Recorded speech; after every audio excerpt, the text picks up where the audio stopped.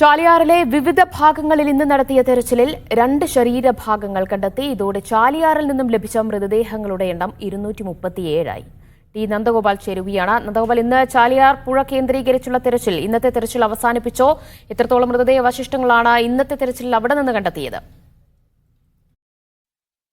വയനാട് ദുരന്തത്തിന്റെ പശ്ചാത്തലത്തിൽ ഈ ചാലിയാർ നിലമ്പൂർ മേഖലകൾ കേന്ദ്രീകരിച്ച് നടത്തുന്ന പരിശോധന ഇന്ന് 8ാം ദിനത്തിലേക്ക് പ്രവേശിച്ചിരിക്കുകയാണ്. ഇന്ന് പ്രധാനമായും പോത്തുകൽ ഭാഗത്താണ് ഇത്തരത്തിൽ പരിശോധന നടന്നത്. പോത്തുകൽ പ്രദേശത്തിന്റെ 4 വാർഡുകൾ 15, 16, 5, 6 വാർഡുകൾ കേന്ദ്രീകരിച്ചായിരുന്നു പരിശോധന നടന്നത്. ഇതിൽ തന്നെ ഏറ്റവും പ്രധാനമായും പരിശോധന നടന്ന പ്രദേശം ചാലിയാർ മുക്ക് എന്ന് പറയുന്ന സ്ഥലമാണ്.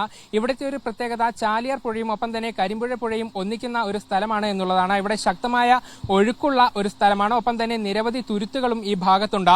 ഇവിടെ നിന്നും ദുർഗന്ധം വരുന്നുവെന്ന് നാട്ടുകാർ പറഞ്ഞതിന്റെ പശ്ചാത്തലത്തിലാണ് ഇത്തരത്തിൽ ഫയർഫോഴ്സും തണ്ടർബോൾട്ടും ഒപ്പം തന്നെ സന്നദ്ധ സംഘടനകളും ഉൾപ്പെടെ ഇവിടെ സംയുക്തമായി പരിശോധന നടത്തിയത്. പക്ഷേ ഇവിടെ നിന്നും കാര്യമായി ഒന്നും തന്നെ കണ്ടെത്താൻ സാധിച്ചിരുന്നില്ല. പക്ഷേ കൂട്ടമായി മീനുകൾ ചത്ത നിലയിൽ കണ്ടെത്തിയിട്ടുണ്ടായിരുന്നു. ഒരുപക്ഷേ ഇതിന്റെ ദുർഗന്ധമായിരിക്കാം നാട്ടുകാർ ഇത്തരത്തിൽ തെറ്റിദ്ധരിച്ചത് എന്നുള്ളതാണ് ഇപ്പോൾ ഉദ്യോഗസ്ഥർ പറയുന്നത്. അതേസമയം തണ്ടർബോൾട്ടും ഫയർഫോഴ്സും ചേർന്ന് പരിശോധന നടത്തുന്ന സ്ഥലങ്ങൾ, അതായത് കുമ്പള, മമ്പാട് തുടങ്ങിയ പ്രദേശങ്ങളിൽ നിന്നും ശരീരഭാഗങ്ങൾ കണ്ടെത്തി എന്നുള്ള ഒരു വിവരവും ഇപ്പോൾ ലഭിക്കുന്നുണ്ട്. ഏതായാലും ഇന്നത്തോടുകൂടി പരിശോധനകൾ പൂർത്തിയാക്കാനുള്ള ഒരു തീരുമാനമാണ് ഉദ്യോഗസ്ഥർ ഇപ്പോൾ സ്വീകരിച്ചിരിക്കുന്നത് എന്നാണ് മനസ്സിലാക്കുന്നത്.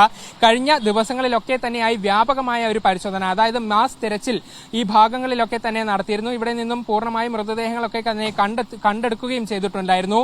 നിലവിൽ മറ്റു ഭാഗങ്ങളിൽ നിന്നും തന്നെ മൃതദേഹങ്ങളില്ല എന്നുള്ളതാണ് മനസ്സിലാക്കാൻ സാധിക്കുന്നത്.